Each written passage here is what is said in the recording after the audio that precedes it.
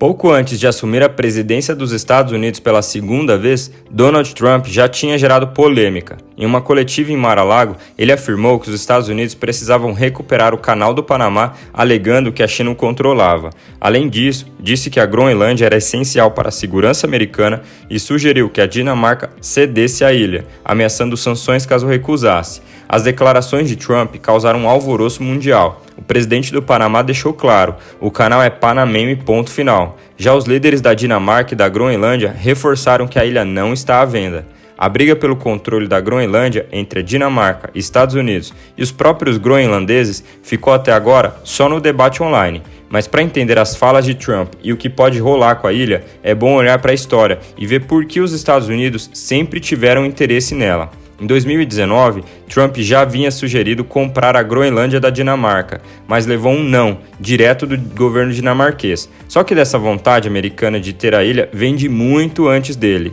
Mas afinal, por que os Estados Unidos estão tão interessados na Groenlândia? Fique até o final do vídeo que eu vou te contar e mostrar todos os detalhes. Mas antes, já deixa seu like como contribuição aqui para o nosso canal e também se inscreva para não perder novos vídeos como este toda semana.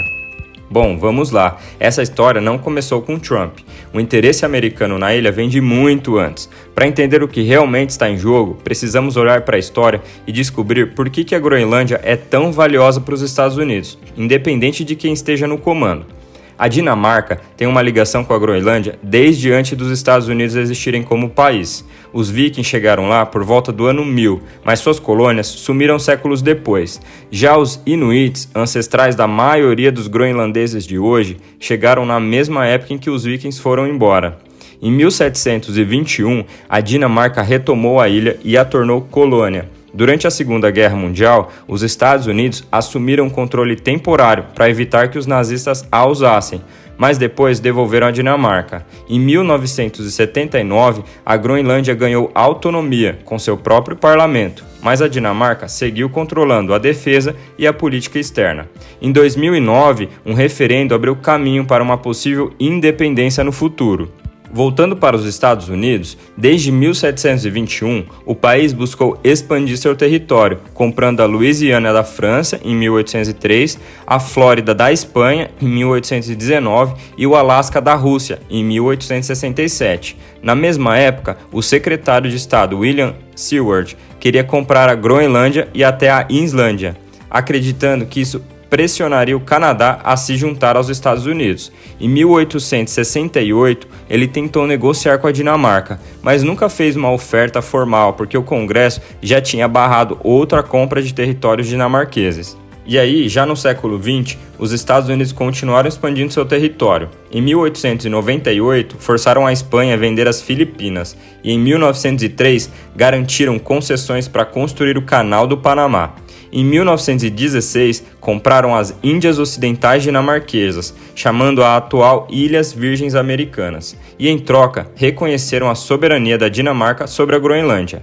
Durante a Guerra Fria, a Groenlândia virou peça-chave na disputa contra a União Soviética. Em 1946, os Estados Unidos tentaram comprá-la por $100 milhões em ouro, mas a Dinamarca recusou. Mesmo assim, os americanos garantiram presença militar na ilha, construindo a base aérea de Thule em 1951, usada para vigilância e defesa contra os ataques soviéticos. Depois da Guerra Fria, nos anos 90, os Estados Unidos perderam o interesse na Groenlândia, mas com a Rússia anexando a Crimeia em 2014 e invadindo a Ucrânia em 2022, essa tensão voltou novamente. A Rússia reativou bases no Ártico e os Estados Unidos querem impedir que submarinos russos circulem livremente no Atlântico Norte.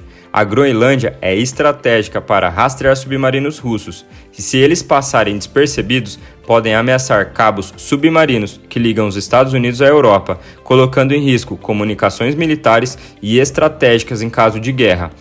Em 2020, a Reuters chamou a Groenlândia de um buraco negro de segurança para os Estados Unidos e seus aliados. Com uma costa imensa e áreas desabitadas, é bem difícil de monitorar. A Dinamarca, que é responsável pela defesa da ilha, investiu pouco em segurança após a Guerra Fria. Em 2020, tinha apenas 4 navios de patrulha, 4 helicópteros, uma aeronave e 6 equipes de trenós puxados por cães. mas com a invasão russa na Ucrânia aumentou os gastos militares. Enquanto isso, os Estados Unidos seguem pressionando por mais vigilância na região. A antiga base dos Estados Unidos de Thule virou a Putific Space Base, reforçando a presença dos Estados Unidos na Groenlândia. Essa base é essencial para rastrear satélites em órbitas polares, já que os Estados Unidos só têm 2 estações para isso, essa que mencionamos na Groenlândia e a Clear, no Alasca. Se a Groenlândia se tornar independente e exigir a saída dos Estados Unidos, isso vai criar um grande problema estratégico, deixando as operações espaciais e militares americanas no hemisfério norte mais vulneráveis. Apesar das vulnerabilidades, a Dinamarca sempre foi uma parceira fiel dos Estados Unidos, atendendo todas as demandas militares sobre a Groenlândia. O país mostrou seu compromisso ao apoiar os Estados Unidos nas guerras do Afeganistão e do Iraque, com 43 soldados mortos no Afeganistão, uma das maiores perdas para a população entre os aliados. A parceria entre a Dinamarca e os Estados Unidos na Groenlândia ainda é fundamental para a segurança do Ártico e para barrar ameaças russas. Além dos soldados dinamarqueses mortos no Iraque, a Dinamarca tem uma localização estratégica na luta contra a Rússia, controlando os portões entre o Mar do Norte e o Báltico. Com uma marinha e força aérea fortes, o país é fundamental para bloquear a frota do Mar Báltico da Rússia. Depois da invasão russa na Ucrânia, a Dinamarca comprou caças F-35 e doou mais de 7 bilhões de euros em ajuda militar à Ucrânia, se tornando um dos maiores contribuintes per capita. A Dinamarca também tem um grande controle sobre a Groenlândia, o que a torna 50 vezes maior do que seria sem ela.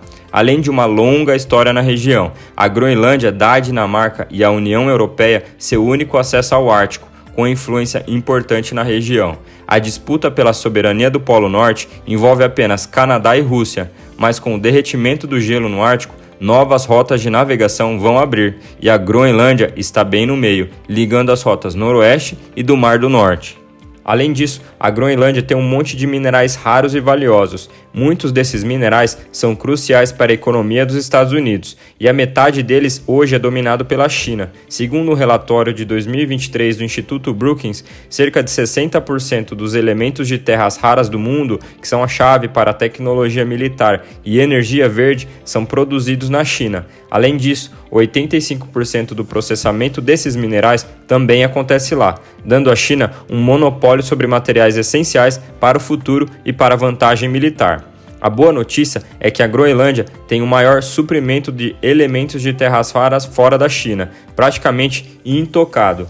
Já foram descobertos depósitos de 43 dos 50 minerais críticos para os Estados Unidos, incluindo grandes reservas de grafite e lítio, essenciais para carros elétricos. Hoje, a produção de grafite e lítio é dominada por países como China, Austrália e Chile, mas a Groenlândia tem grande potencial para mudar esse cenário. E quem controlar as reservas de grafite e lítio da Groenlândia vai dominar esses recursos e garantir uma parte-chave da cadeia de suprimentos dos carros elétricos. Isso explica o interesse de Elon Musk e Donald Trump na região. Além de grafite e lítio, a Groenlândia tem grandes depósitos de outros minerais essenciais, como o neodímio para ímãs e motores elétricos, o térbio para tanques e ímãs potentes, molibdênio para reforçar o aço em parques eólicos, e metais como cobalto, cobre, ferro, zinco e níquel. A Groenlândia também tem uma enorme reserva de urânio, considerada a sexta maior do mundo, com mais urânio que todas as reservas dos Estados Unidos. Além disso, a ilha pode ter grandes quantidades de petróleo e gás, com estimativas sugerindo que seus poços inexplorados podem ter cerca de 52 bilhões de barris de petróleo, ou 3% das reservas globais. Apesar dos recursos, a Groenlândia é difícil de explorar. Cerca de 80% da ilha é coberta por gelo, e a população é bem pequena, com 56 mil pessoas espalhadas por cidades que não têm estradas entre elas. O transporte é feito por avião, barco ou motos de neve, e os portos só ficam livres de gelo por alguns meses. Mesmo com o aumento do interesse global, a Groenlândia depende de subsídios da Dinamarca, que representam 20% do PIB e mais da metade do orçamento local, criando um dilema econômico. E caso a ilha fosse vendida para os Estados Unidos, a revista The Economist estimou o valor da ilha em 50 bilhões de dólares, considerando seu PIB de 3 bilhões, e o fato de que os Estados Unidos receberiam 16% disso em impostos, o que equivale a uma pequena fração do orçamento militar dos Estados Unidos. E se caso isso acontecesse e comprassem a Groenlândia diretamente, sem envolver a Dinamarca, poderiam pagar cerca de $1 milhão para cada residente da ilha, fazendo todos os groenlandeses milionários. Além disso, com a venda, a ilha teria a administração e segurança dos Estados Unidos, o que reduziria a corrupção e garantia uma distribuição mais justa da riqueza mineral. A Dinamarca não conseguiria fazer isso. Os Estados Unidos poderiam argumentar que ter o controle da Groenlândia fortaleceria a presença da OTAN no Ártico, algo que a Dinamarca não consegue fazer sozinha, especialmente com a Rússia se militarizando rapidamente na região. Porém, muitos acham que os reais motivos de Trump são mais simples. Adquirir a Groenlândia seria a maior expansão territorial dos Estados Unidos, superando a compra da Louisiana em 1803 e garantiria seu lugar na história.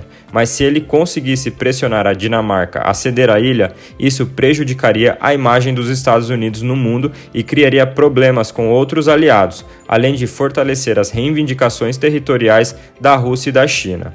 Outra opção seria um pacto de associação livre, como os Estados Unidos já têm com a Micronésia, Ilhas Marshall e Palau. Esses países são independentes, mas têm acesso a benefícios dos Estados Unidos, como o Medicaid. Nesses estados que têm acordos de associação livre chamado COFA com os Estados Unidos, como as Ilhas Marshall e a Micronésia, as pessoas podem viver e trabalhar nos dois países e o comércio entre eles é sem tarifas. Em troca, os Estados Unidos têm acesso militar irrestrito nesses territórios e garantem sua defesa. Esses estados mantêm sua independência, mas dependem dos Estados Unidos para a defesa e relações internacionais. Em vez de comprar ou ocupar a Groenlândia, os Estados Unidos poderiam oferecer um acordo similar ao COFA, que manteria a soberania da Groenlândia, mas a protegeria da corrupção e a impediria a presença da Rússia ou da China.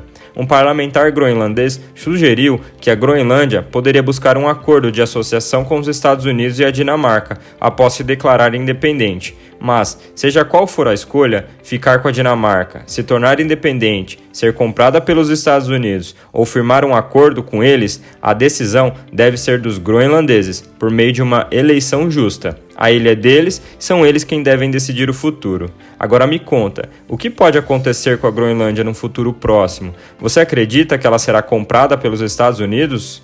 Bom, se você chegou até aqui, meu muito obrigado, um forte abraço e até o próximo vídeo.